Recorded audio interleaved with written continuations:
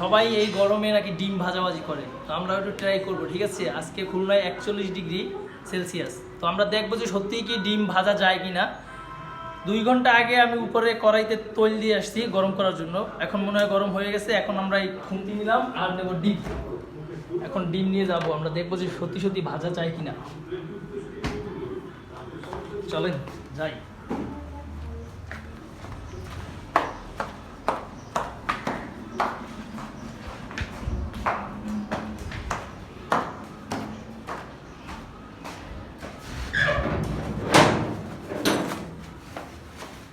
ওই যে আমাদের কড়াই গরম দেওয়া, একটু গরমটা একটু ধরেন, কড়াইটা একটু ধরেন ভাইয়া। রোদ্দুরের তাপমাত্রা মাশাআল্লাহ খুবই ভালো।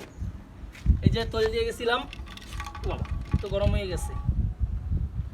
তৈলটাকে একটু ছড়াবো এখন, সত্যি ভাজা যায় কিনা দেখবো। ভাঙলাম কিন্তু ডিম, বিসমিল্লাহ।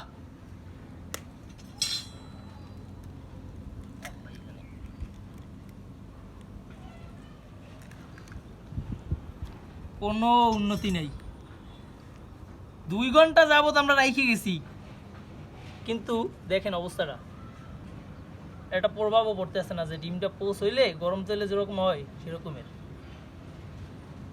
এই যে মানুষ ভিডিও করে, হাজার হাজার ভিডিও যে করে, সম্পূর্ণটা যে ভণ্ডামি, এটা ভণ্ডামি মানে সীমা আছে, এটা ভণ্ডামি। দেখেন অবস্থাটা, 2.5 ঘন্টা আগে দিয়ে গেছি, কোনো আছে ডিমের কোনো পরে যে এটা মানে যে ডিম ভাজলে যারা ফস করে উঠবে, কোনো কিছুই হচ্ছে না। শুধু মানে একটা ডিম গেল, তৈল গেল, কষ্ট গেল, এরকম কথা। তার মানে এনরা যে মাছ ভাজে, তৈল দিয়া ডিম ভাজে, এগুলো সবই এটা ভণ্ডামি। ঠিক আছে, আপনাদের বোকা বানায়, আর আপনারা এই ভিডিওগুলো দেখেন, দেখে তাদের হাজার হাজার লাখ লাখ ভিউ দিতে আছেন, আর কিছুই না। সম্পূর্ণটাই ভণ্ডামি। আপনাদের মাঝে আমি তুলে ধরলাম যেটা সম্পূর্ণ একটা ভণ্ডামি প্রসেস। গরম তেল আগেই রেডি করে রাখে, তারপর কড়াইতে ঢাইলা ভিডিও এডিট করে ডিমটা ছাড়ে, তারপর দেখা যায় আমরা ডিম পোস্ট করতেছি। আসলে যতই তাপমাত্রা থাক, জীবনেও এই গরমে ডিম ভাজা সম্ভব না। কারণ আগুনের তাপমাত্রা যে কতটা লাগে একটা ডিম ভাজতে হলে, সেটা যারা ভাজে তারা জানে।